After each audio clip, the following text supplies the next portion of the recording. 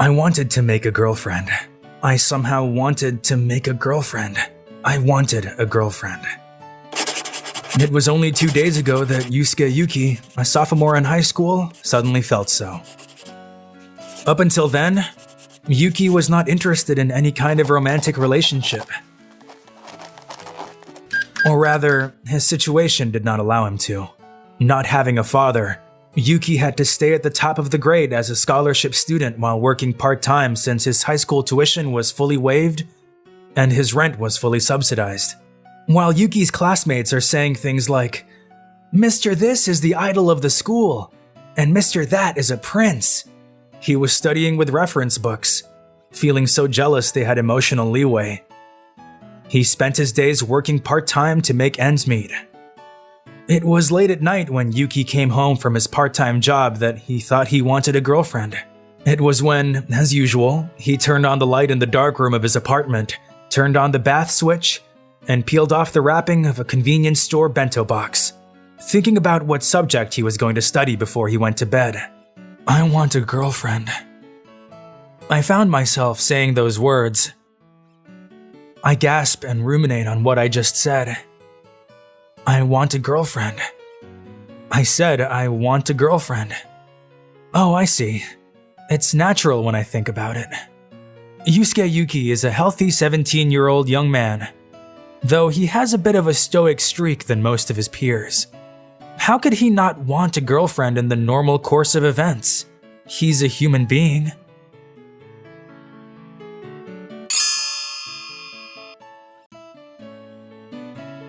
My God, I want a girlfriend. But well, even so, you can't have a girlfriend just because you thought you wanted. With that in mind, I ate, bathed, studied, and went to bed as usual that day. But the adolescent fire that had once been lit continued to increase its intensity. Throughout the next day, I spent the whole day dating with an imaginary girlfriend I hadn't seen yet and other things running around my head. Finally, during math class, I thought I was in huge trouble because I had created a new formula that even Einstein couldn't understand. I crave for a girlfriend, don't I? Well, that day, Yuki was walking down his way home as usual after finishing his part-time job and buying his lunch at the convenience store. It was raining. Yuki was memorizing Japanese history while holding an umbrella. Ieyasu, Hidetada, Iemitsu, Ietsuna, I want a girlfriend. No! Ienobu, Ietsugu, Yoshimune, I want a girlfriend. Oh crap! The 5th and 9th generals have become Tokunaga. I want a girlfriend. At this rate, I wonder if the day will come soon when I will write, I want a girlfriend in the name column of the exam. Why did this happen? Oh fuck. I want a girlfriend. When he said that and looked up, What's that? It was night and raining, so it was hard to see clearly, but I thought I saw a figure on the roof of an abandoned building across the street. No way.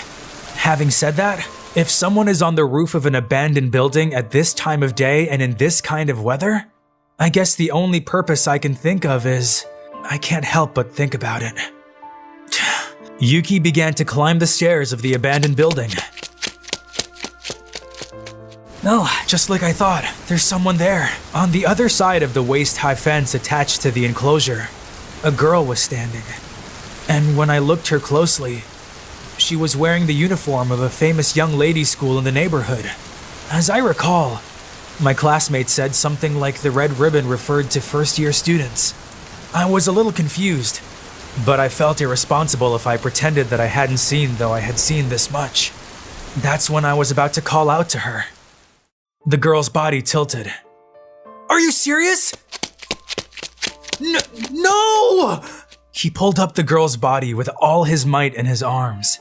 Maybe because I was in an athletic club in middle school, or maybe it was because the girl was light. The girl's body went over the fence and collapsed on the rooftop floor with Yuki. What the hell are you doing? The girl looked up upon hearing the words.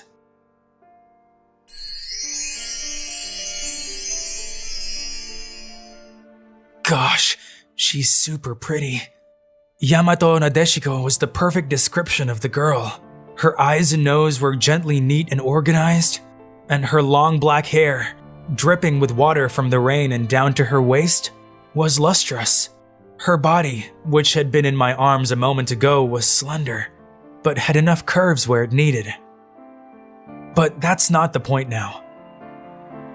You were going to die, weren't you? No answer, but I could tell that she was terribly scared. After a while, the girl slowly shook her head. I knew it. You completely went over the fence, Yuki muttered to himself. Anyway, what should I do in a situation like this? Should I call your parents or the police? Nevertheless, Yuki thinks it's up to the individual to decide what to do with one's own life as far as he's concerned. But seeing someone die in front is more than just a bad nightmare. However, the girl said in a really small, fading voice, Please, don't call them. She said something like that. There was a clear fright in her eyes. Yuki knows nothing about this girl's situation, but by looking at her eyes, he could tell that something was going on. It's against conscience to ignore the words of the person appealing to you with such eyes. Oh, okay.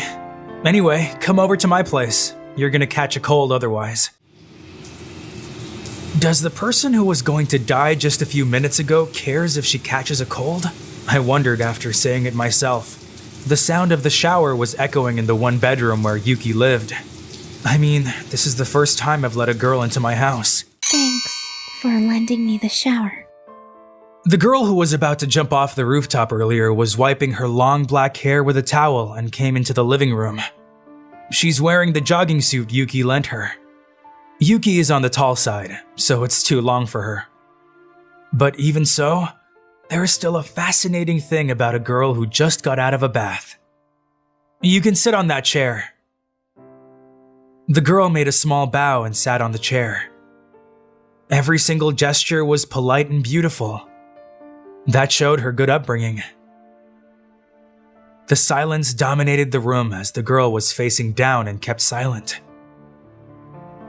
Yuki decides to ask her as they are going nowhere. I'm Yuki Yusuke. What's yours? Kotori Hatsushiro. Hatsushiro. Hey, why did you try to jump off? After I said it, I thought I'd said something wrong. If it's something enough to drive her to throw herself, it must have to do with a delicate part of her life. There must be something, as she shrugs every time Yuki asks her something. I'm sorry. You don't have to answer if you don't want to. I don't have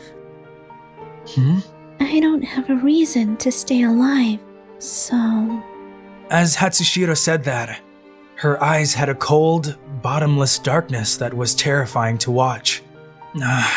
This is really bad. If I leave her alone, she's going to jump off again. A friend said, there are people in the world who say they are dying but have no true intention of dying, and just want you to care about them. But this girl seriously threw her body out just a while ago. What should I do? Can't I stop her somehow? To be honest, I think it's a shame that a girl my age is dying. And she's a pretty girl. I mean, she's really pretty, right? You're much prettier than the idols and actresses on TV. Maybe it was because I was thinking about such things, but I found myself saying this. Then you should be my girlfriend. Huh? Huh? Yuki recalls what he just said. What did I just say to this girl? Oh, no, wait a minute. No, let me explain. You say there's no point in living, and I thought, if you had a boyfriend, that would give you a reason to live. I want a girlfriend so bad right now, and the first time I met you, you were just my type. Oh my god, what am I talking about? Don't get me wrong, I didn't let you in because I wanted to have sex. No intention, at least when I let you in. Just when you let me in? Okay, I'm sorry. I do want to have sex with you now, because you're really pretty and you're my type. I want a girlfriend. It's okay, you can leave. There's a monster who is craving for a girlfriend. You must feel unsafe. Yuki mentions a life form that we'd like to ask if it's a ghost or an alien. He's freaking out. However, It's okay. What? What did you just say? I'll be your girlfriend. Yuki pauses, unable to swallow the situation, though he suggested it himself. Instead, if you don't mind, can I stay here for a while? What? Yeah, well, it's like you have some reason. It's not weird that a person you are dating with stays together for a bit. Are you sure? We just met for the first time. Yes. I don't have anywhere else to go or anything else I want to do. I think, Yuki-san, you're a good person because you didn't ask for compensation for saving my life. Besides, well, I was so happy to hear you straightforwardly say cute or my favorite to me. Then she covered her face with her hands. She hid her face, but even her ears turned red. You're cute, dude. So, nice to meet you, my new boyfriend. Oh, it's nice to meet you too, my girlfriend. Yuki's face was also bright red. If you give up on things that you want, assuming you can't get anyway, you'll never get it. It doesn't matter if you can't get it. It's definitely cooler to work hard than to end up doing nothing.